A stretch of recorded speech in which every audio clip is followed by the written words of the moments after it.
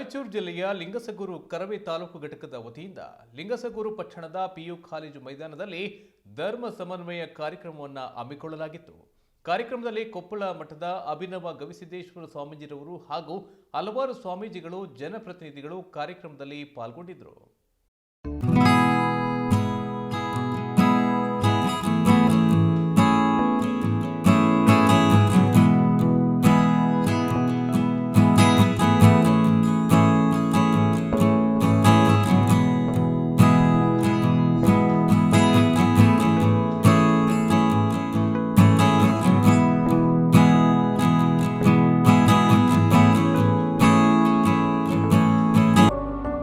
ಕಾರ್ಯಕ್ರಮದ ದಿವ್ಯ ಸಾನ್ನಿಧ್ಯವನ್ನು ವಹಿಸಿ ಮಾತನಾಡಿದ ಕೊಪ್ಪಳ ಗವಿಮಠದ ಅಭಿನವ ಗವಿಸಿದ್ದೇಶ್ವರ ಸ್ವಾಮೀಜಿರವರು ಎಲ್ಲ ಧರ್ಮಗಳ ಆಚಾರಗಳು ವಿಭಿನ್ನವಾಗಿದ್ದು ಎಲ್ಲ ಧರ್ಮ ಚಿಂತನೆ ಮತ್ತು ಮೌಲ್ಯಗಳು ಒಂದೇ ಆಗಿವೆ.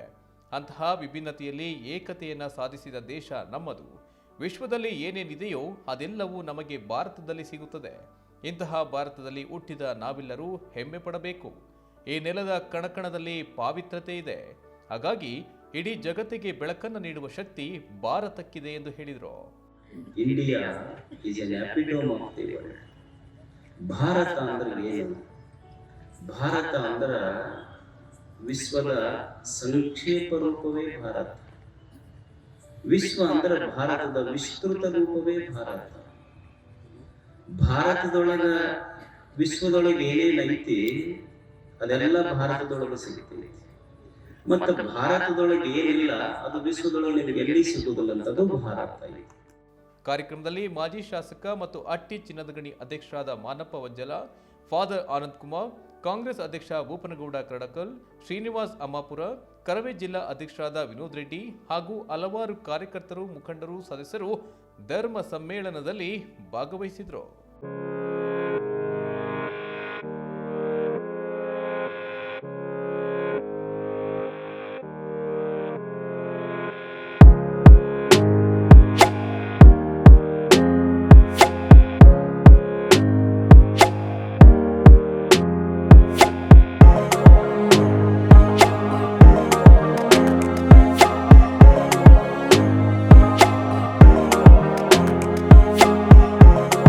TV12 ಕನ್ನಡ, ಲಿಂಗಸಗೂರು.